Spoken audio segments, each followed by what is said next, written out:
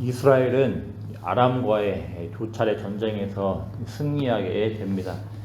전력상의 큰 열세에도 불구하고 이스라엘은 승리를 합니다. 하나님께서 이스라엘을 도우셨기에 가능한 승리였습니다. 이에 이스라엘에게 큰 패배를 당한 아람 왕 벤하닷은 한 성읍의 골방에 숨어듭니다. 오늘 본문은 이렇게 군사적으로 할 수 있는 게 없었던 아람 왕이 아합 왕에게 투항한 이야기와 그리고 투항을 한 이 아람 왕을 아합 왕이 어떻게 처리했는지에 관한 이야기가 나옵니다. 그리고 이 아합 왕에 대한 하나님의 심판 선언 이야기가 기록되어 나옵니다. 이스라엘에게 패배한 아람 왕은 그의 신하들의 제안을 따라 아합 왕에게 화친을 제안합니다. 아람 왕의 신하들은 아람 왕에게 이렇게 제안을 했습니다.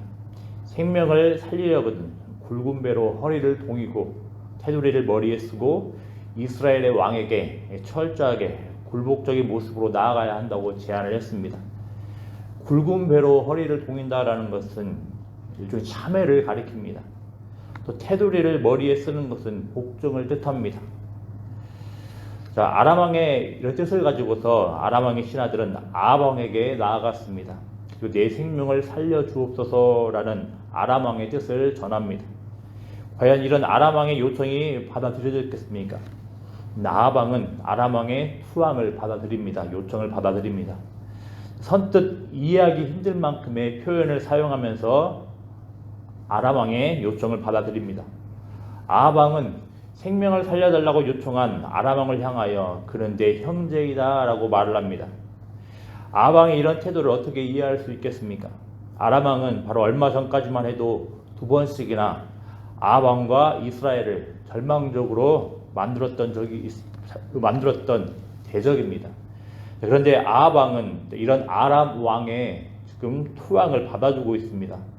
아람 왕과 평화 조약까지 맺으면서 아람 왕을 받아들이고 있습니다. 아합 왕은 아람에게 빼앗겼던 성읍들을 반환받는 것으로 또 아람의 수도인 다메섹에서 일종의 독점적인 시장을 운영하는 것으로 아람 왕과 조약을 맺었습니다. 아마도 아합 왕은 이렇게 아람 왕을 관대하게 받아들이면서 자신의 위신과 명예를 높이려는 마음이 있었을 겁니다.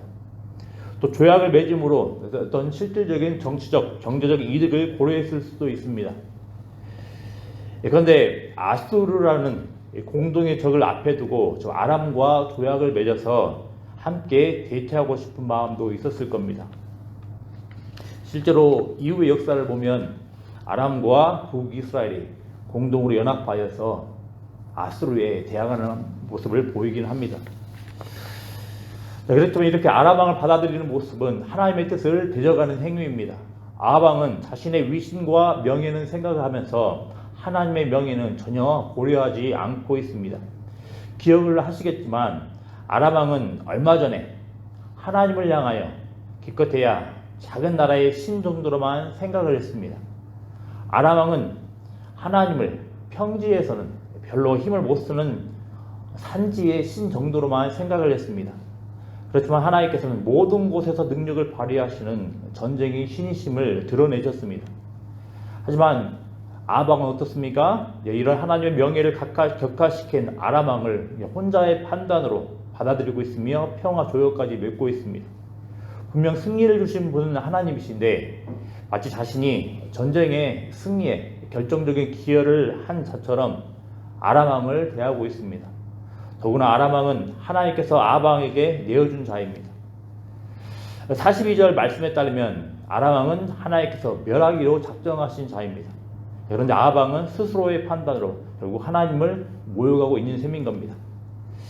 결국 하나님께서는 선지자를 통하여서 이런 아합 왕의 불순종에 대하여서 이제 심판을 하십니다. 나단을 보내셔서 다윗이 자신에게 임할 심판을 스스로 선언하게 하신 것처럼 하나님께서는 선지자를 보내셔서 아합이 스스로 자기의 죄악에 대하여서 바라보게 하십니다. 이제 선지자 이야기는 아합 왕을 향한 하나님의 심판 내용이 이제 무엇인지 알려주는 내용입니다. 어떤 선지자 한 사람이 여호와의 말씀을 그의 친구에게 말합니다. 나를 치라. 그렇지만 그 친구는 선지자를 치기 싫어하며 치지 않습니다. 그러자 선지자는 자신을 치지 않은 친구를 향하여서 사자에게 죽을 것이라고 심판 선언을 합니다.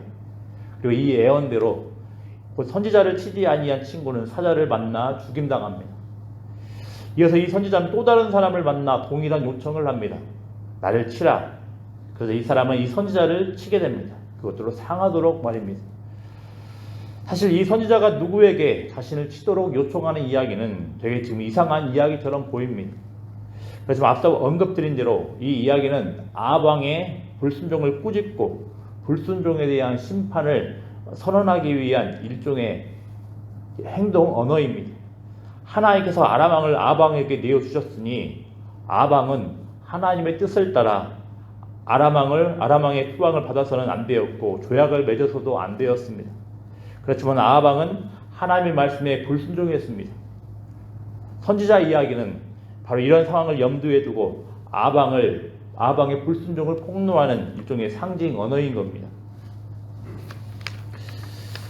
이런 점들은 35절에 보면 여호와의 말씀, 36절에 여호와의 말씀 이렇게 두 번에 걸쳐서 언급되는 것을 통해 분명하게 확인할 수가 있습니다.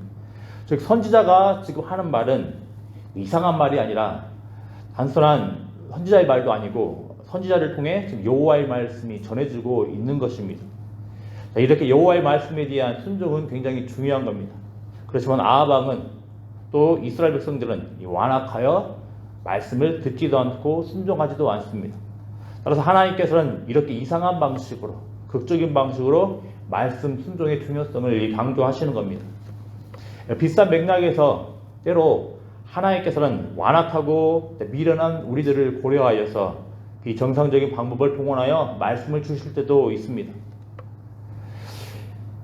우리 자신들 돌아봐야 되겠습니다. 혹시 정상적인 방법을 통해 주시는 말씀을 깨닫지 못할 정도로 미련한 상태에 있지는 않는지, 마음이 완고한 상태에 있지 않는지 돌아봐야 되겠습니다. 그렇다면 주변에 여러 가지 사건들을 주의 깊게 돌아봐야 하겠습니다.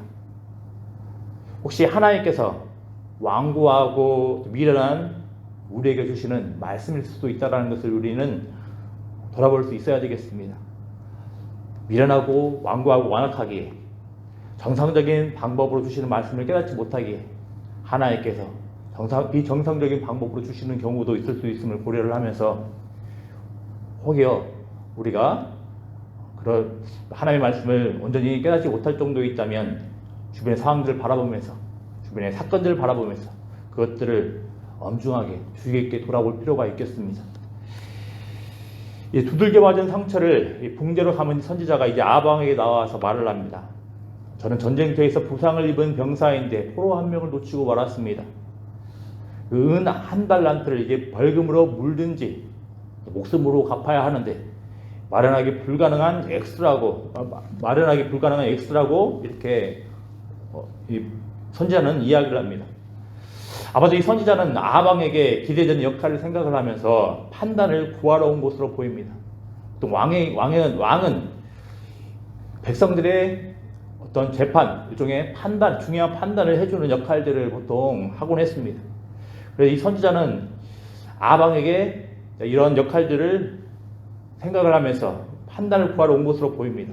이 아방은 이렇게 대답을 합니다. 네가 스스로 결정하였으니 그대로 당하리라 이렇게 대답을 합니다. 아방은 선지자가 전해준 이야기가 자기 이야기인 줄도 모르고 이렇게 무심하게 대답을 하고 있는 겁니다. 그런데 사실 이와 비슷한 일을 우리도 겪을 수가 있습니다. 정작 자신에게 필요한 말씀인데도 우리 자신에게 적용하기보다 다른 사람에게 별 애정 없이 관심도 없이 적용하는 경우가 종종 있습니다. 그만큼 우리의 상태가 완고하다는 것을 가르쳐주고 우리가 교만하다는 것을 가르쳐줍니다.